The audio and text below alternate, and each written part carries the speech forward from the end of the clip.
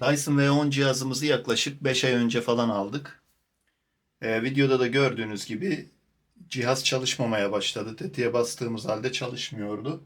Dyson'la yaptığımız görüşmelerde üst gövdeyi gönderip yenisiyle değişeceklerini söylediler. Biz de üst gövdeyi söktük, gönderdik.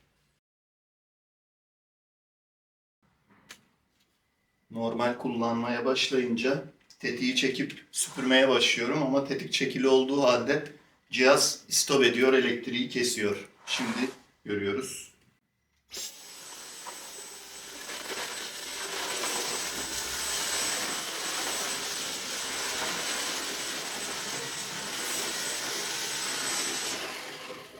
Evet, tetik çekili. Evet, tetik çekili ama cihaz çalışmıyor. Şimdi tekrar tetiğe basıyorum.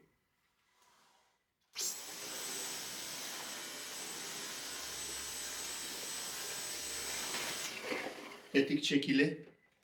Yine tetik çekili ama herhangi bir bataryada canlılık yok. Herhangi bir filtre tıkanıklığı işareti yok. Yine yapıyorum. Yine durdu.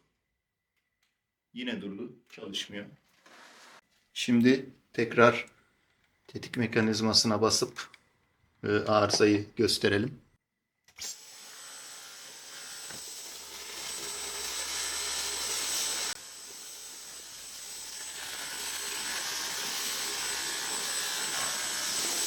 Şimdi de evet, gördüğünüz gibi tetik basılı olduğu halde cihaz durdu. Tekrar basıp çalıştıracağım.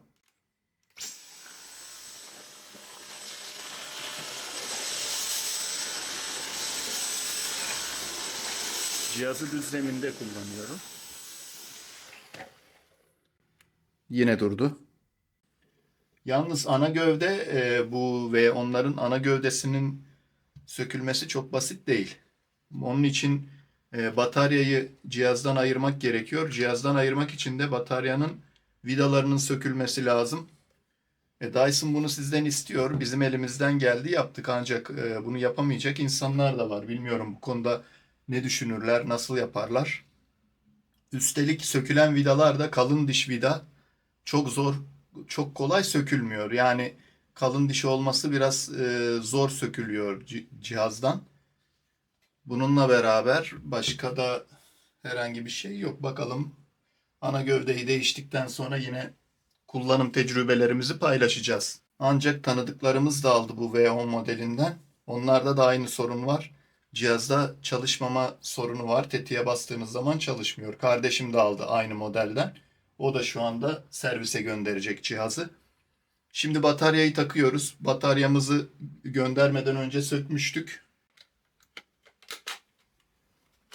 Yerine takıyoruz. Bataryayı takmak için altında iki tane vida yeri var. Bu vidaları takacağız. Ondan sonra uç kısımda da bir tane vida yeri var. Onu da tetiğin arkasında. Onu da takacağız.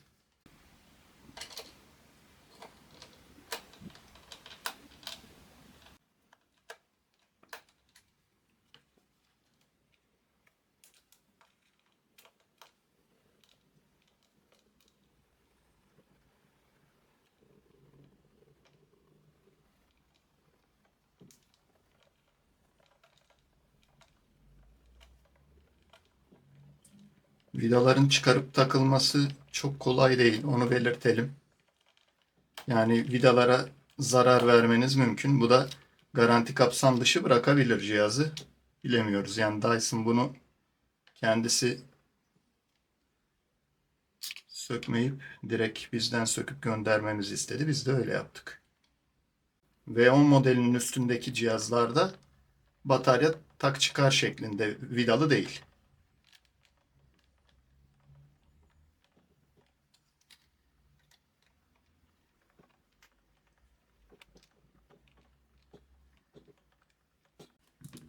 İki vidayı tutturduk. Şimdi bir de bu arkasında var. Buna dikkat edin. Eğer başınıza gelirse alttaki iki vidayı sökmekle bitmiyor. Çünkü burada da vida var. Bu vidayı da yerine takıyoruz. Bunu takarken çok uygun bir tornavida kullanmanız lazım, yoksa vidanın takma ağzını yalama yapabilirsiniz. Yani uygun tornavida olmasına rağmen takması çok kolay olmuyor.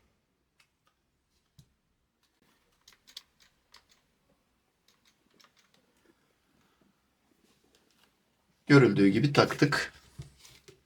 Şimdi bunu filtresini yerine takıyoruz.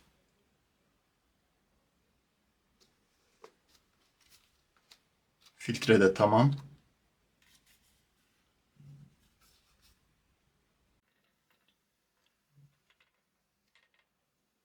Şimdi filtre kabını yerine takacağız.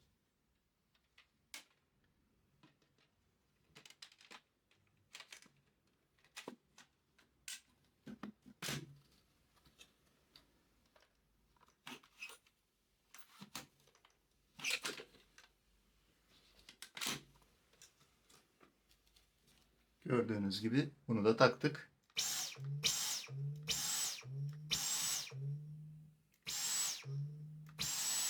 Şu an için çalışmasında bir sorun görünmüyor. Şimdi süpürgemizi çalıştırıyoruz. Tetiğine basıyoruz. Evet, şu an çalışıyor. Kullanıma bağlı herhangi bir sorun çıkarıp çıkartmayacağını göreceğiz. V10 modellerinde internetten yaptığımız araştırmalarda bu tetiğe basıldığında çalışmama sorunu gördük biz de. Tanıdığımız 3-4 kişi aldı bu modelden. Onlarda da aynı sorun ortaya çıktı.